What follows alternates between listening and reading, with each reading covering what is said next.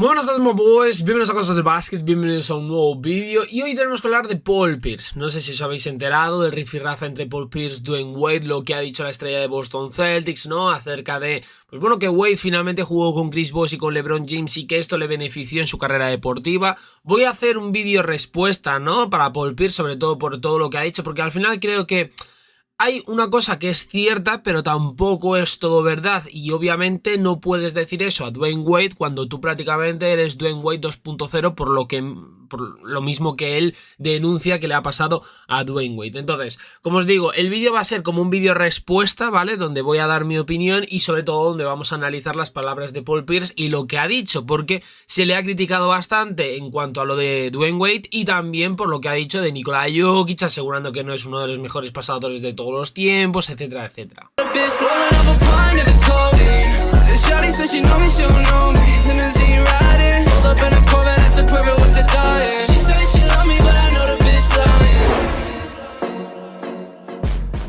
En primer lugar, my boys, Paul Pierce, ya sabéis, ha estado en muchas discusiones en diversos círculos dentro de la liga, dentro de la NBA. En primer lugar, recordar esos comentarios recientes acerca de que pues Nikola Jokic no es uno de los mejores pasadores, 5 mejores pasadores de todos los tiempos, que generó muchas críticas por parte de los fans. Y ahora, una vez más, Paul Pierce ha hablado y ha generado cierta polémica por sus palabras dedicadas hacia Dwyane Wade en un programa de entrevistas llamado Come Room It Is What It Is. ¿Qué es lo que ha dicho sobre Dwyane Wade, no? Dice: pon a Shaq en mi equipo, pon a LeBron y a Bosh conmigo, no voy a ganar uno. Ponme LeBron, Bosh, no vamos a ganar un par, ¿no? Un par de anillos.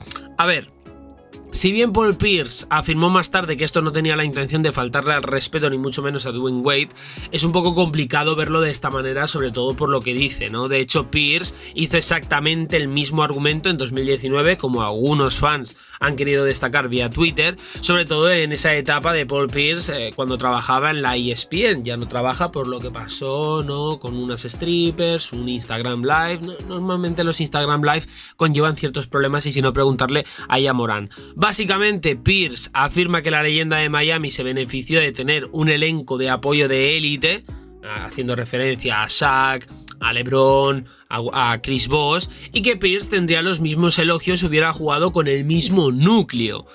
Un ex compañero de Miami, como por ejemplo es Udonis Haslem, pues bueno, comentó en la publicación. Prácticamente lo que intentaba Udonis es defender al que ha sido su compañero durante toda su carrera deportiva. Y en parte, pues bueno, los comentarios de Pierce tienen algún mérito obvio para ellos. Es decir, Wade definitivamente se benefició de tener a algunos compañeros, ¿no? Tuvo a Alonzo Mourning, a LeBron, a Shaq, a Bosh, eso es verdad. Ahora, es importante también tener en cuenta que tenemos que saber diferenciar entre lo que es que te beneficie un compañero a ser mejor que uno. Es decir, Paul Pierce es mejor que Dwyane Wade, ni por asomo. Ni por asomo. Para nada, o sea, de hecho Dwyane Wade, para quien no lo sepa, yo creo que simplemente con poneros las finales de 2006 os daréis cuenta que Shaq poquito. O sea, en las finales contra Dallas Mavericks, Dwyane Wade es el que decanta la balanza a favor de Miami de manera radical. Vale, está Shaquille O'Neal, pero Shaq no llega a ser ese Shaquille O'Neal tan, pues bueno, decisivo como por ejemplo en Los Ángeles Lakers. Si vosotros, por ejemplo, os fijáis, Shaquille O'Neal ha jugado varias finales de la NBA con Orlando, con Miami y con Los Ángeles Lakers, pero siempre que había ganado unas finales de la NBA, siempre Shaq se había llevado el MVP de las finales. En 2006 gana el anillo con Miami, pero no se lleva el MVP de las finales porque se lo lleva Dwyane Wade, algo que por ejemplo Kobe no logró hacer. De hecho, Kobe, tras la marcha de Shaq, tuvo que luchar con esa sombra tan alargada de Shaq, de ser, pues bueno, el escudero de Shaq, que no podía ganar un anillo solo, hasta que por fin lo consigue en 2009. Es la realidad. Entonces, no podemos primero confundir lo que es que Dwyane Wade obviamente se benefició de tener a LeBron y Bosh, obviamente no han tenido equipos malos, pero esto se puede atribuir con absolutamente todo. Es decir, Michael Jordan no se benefició de tener a Scottie Pippen y a Dennis Rodman. No se benefició Nikola Jokic este año, por ejemplo, de tener a Jamal Murray, a Aaron Gordon. Es que otra vez volvemos a lo mismo de que parece que uno tiene que ganar solo cuando realmente nadie gana solo, porque si hablas de LeBron te van a decir lo mismo. Es decir, si hablas de Wade, Wade se benefició de LeBron. Si hablas de LeBron se benefició de Wade. Si hablas de Kyrie se benefició de LeBron y LeBron de Kyrie Irving. Y más de lo mismo con otros jugadores, es decir, Kobe se benefició de Shaq. Shaq se benefició de Kobe. Kobe se benefició de Pau. Y Pau también de Kobe. Entonces, al final es como intentar destacar a una figura sobre el resto como que gana solo, pero nadie gana solo. Y ahora vamos con el tema de Paul Pierce. Porque, sinceramente, creo que Paul Pierce históricamente es un jugador que le hemos sobrevalorado un poco. Porque parece que hay que ponerle un poquito por encima de lo que realmente se merece. Si vosotros os fijáis en esta temporada que os he puesto, que es la 2006-2007, justo la anterior temporada al anillo de Boston Celtics, os daréis cuenta que, fijaros, de récord tenían 24 victorias, 58 derrotas, terminaron quintos de la división atlántica, es decir, últimos. Su entrenador era Doc Rivers. Aquí tenéis los puntos por partido, los puntos recibidos de los oponentes por partido, el rating ofensivo, rating defensivo, y bueno, obviamente con este récord no llegaron ni siquiera a playoffs. Era el peor equipo de toda la liga. El peor equipo de toda la NBA. El peor.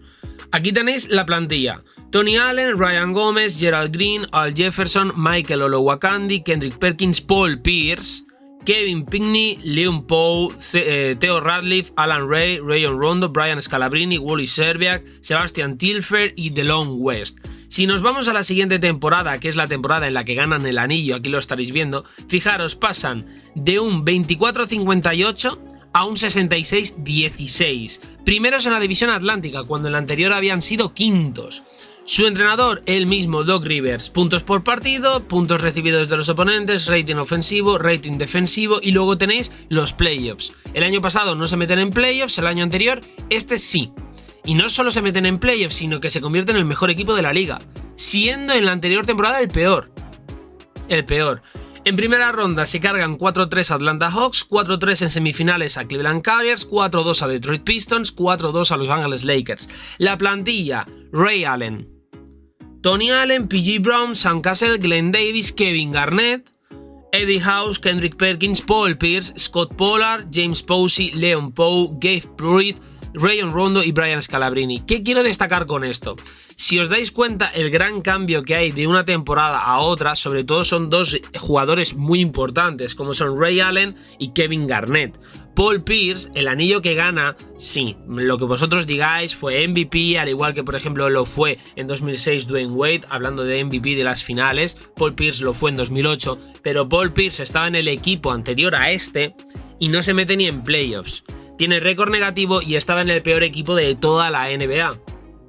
No quiero destacar que era culpa de Paul Pierce, obviamente nadie gana solo y tienes que estar bien rodeado, pero tú, siendo Paul Pierce, destacar eso de Dwayne Wade como no, es que te has beneficiado de tener a LeBron y a vos, tú has ganado un anillo porque te juntaron con Ray Allen y con Kevin Garnett. Ray Allen en aquel momento era el mejor o el segundo mejor tirador de todos los tiempos, porque el récord de Reggie Miller lo supera estando en Boston Celtics, y Kevin Garnett ya había sido MVP con Minnesota Timberwolves. O sea, te juntan a un MVP. O sea, Kevin Garnett vendría a ser el LeBron James de turno y Ray Allen vendría a ser el Chris Bosh de turno. Para que me entendáis, por ejemplo, Kevin Garnett quería pelear y quería ganar un anillo que no había podido conseguir en Minnesota y ya había sido MVP en Minnesota. Más de lo mismo, por ejemplo, como LeBron James.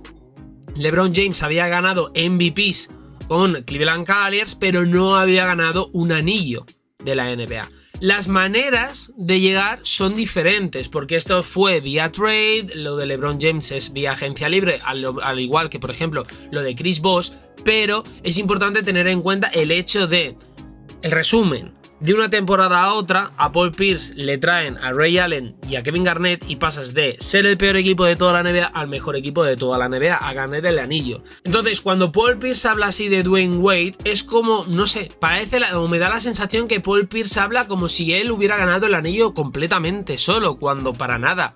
No es así para nada en absoluto. O sea, Boston Celtics tenía un auténtico equipazo. un auténtico equipazo. De hecho, muchos hablan y destacan a Miami Heat como que rompieron la NBA porque fue el primer super equipo. No, el primer super equipo ya había existido porque, por ejemplo, nos tenemos que remontar a los años 60 y tenemos el primer Big Three con, por ejemplo, Jerry West, Elgin Baylor y Will Chamberlain. O sea, esto viene ya de hace mucho tiempo. Bill Russell, Bob Cousy, Havlicek. O sea, viene desde hace mucho tiempo, pero de la era moderna, un equipo que la rompe, pero que al final gana mucho menos de lo que se esperaba, son los Boston Celtics. Porque Boston juntó a Ray Allen, que repito, se convirtió en el mejor tirador de todos los tiempos, y ya en ese momento era el segundo mejor tirador de todos los tiempos, con Kevin Garnett, que era es el segundo, para mí es el segundo mejor a la pivot de toda la historia, había sido ya MVP con Minnesota, y luego encima tenías a Paul Pierce, que para mí era la tercera espada de Boston. Tercera espada, pero ni por asomo, para mí es un jugador a la altura de lo que muchos intentan forzar. Para mí no está a la altura de Dwayne Wade. Wade sin lesiones, sin lugar a dudas, para mí hubiera sido el segundo mejor escolta de todos los tiempos, solo por detrás de Michael Jordan. Hubiera superado a Kobe Bryant. Para mí sí. El problema de Dwayne Wade es el tema de las lesiones, es el tema de las rodillas. Wade al final se convierte en un jugador limitado por todo este tema, porque tuvo un cúmulo de lesiones, tuvo que tomar una serie de decisiones sobre si volver antes, volver después, operarse, no operarse, y esto al final, pues bueno, le pasó factura. Pero la sensación que me da, la sensación que tengo con Dwayne Wade es que no hemos llegado a ver todo el potencial de manera constante de este jugador, cosa que de Paul Pierce sí. Pero es que ni aún así Paul Pierce alcanza a Dwayne Wade. Y repito otra vez que a Paul Pierce le han juntado con muchos jugadores estrella. Shaq estaba ahí en la recta final de su carrera deportiva, vale, jugó 12 partidos, vale, pero el Shaquille O'Neal de Miami Heat no era ni por asomo ni el Shaquille O'Neal de Orlando Magic ni el Shaquille O'Neal, por ejemplo, de Los Ángeles Lakers. El Shaquille O'Neal de Miami Heat ya estaba empezando la recta final, ya estaba empezando la decadencia. Alonzo Mourning era un jugador muy veterano ya, que había pasado por los Nets, por los Hornets, por Miami Heat, ¿no? Formando pareja con Tim Hardaway Jr., etcétera, etcétera. Sí, le juntaron con Gary Payton, le juntaron con Chocolate Blanco Williams, pero realmente vosotros os fijáis en aquellos playoffs de 2006 y en aquellas finales y decidme, por ejemplo, el peso que cada jugador tiene. Pero es que este equipo de Boston tenía a Sam Cassell, a Tony Allen, Kevin Garnett, Ray Allen, el propio Paul Pierce. Es que tenía, luego por ejemplo, Kendrick Perkins. Kendrick Perkins es un jugador que se ha convertido en un meme, sobre todo por su etapa en Oklahoma, en Cleveland, donde realmente se le veía limitado, pero aquel Kendrick Perkins de Boston Celtics era sumamente importante. En 2010, si por ejemplo nos vamos a 2010, tenían a Gerald Wallace. O sea, la plantilla de 2010 es Ray Allen, Tony Allen, Marquis Daniels, Glenn Davis, Michael Finley, Kevin Garnett, J.R. Giddens, Eddie House, Lester Hudson, Oliver Lafayette, Marcus Landry, Kendrick Perkins, Nate Robinson, Paul Pierce, Rayon Rondo, Brian Scalabrine, Rasheed Wallace, Sheldon Williams y Henry Walker. O sea, estamos hablando de Sam Cassell, Rayon Rondo, Kendrick Perkins, Kevin Garnett, Ray Allen, Tony Allen, Rasheed Wallace. O sea, estamos hablando de jugadores muy top, jugadores muy importantes. Paul Pierce no ha jugado solo, no ha jugado ni por asomo solo. Y sinceramente, tener a Chris Bosh y LeBron James más o menos es similar a tener más o menos a Kevin Garnett. Es que Kevin Garnett es un pedazo de jugador. Y Ray Allen. O sea, de hecho os puedo asegurar que Ray Allen ha tenido más peso, por ejemplo, en Boston Celtics, de lo que a lo mejor se esperaba o llegó a tener Chris Bosh. O sea, Ray Allen rompió el récord de Reggie Miller. Ray Allen superó el récord de más triples anotados en unas finales, que luego fue superado por Danny Green y luego creo que fue superado también por Stephen Curry. O sea, al final ha tenido compañeros que han decantado la balanza, y de qué manera para Boston Celtics. Esta es la realidad. Y los que al final aseguran que Paul Pierce es mejor que Dwayne Wade, hombre, para gustos colores, pero sinceramente Wade está un peldaño y medio por encima de Paul Pierce. Le haya acompañado Bosh, Shaq, LeBron James o el que sea. Es mi opinión, no sé vosotros qué pensaréis, comentarme por aquí. ¿Sois Team Pierce? ¿Sois Team Wade? Y nada, nos vemos en próximos vídeos aquí en Cosas del Básquet. Like, subscribe, my boys.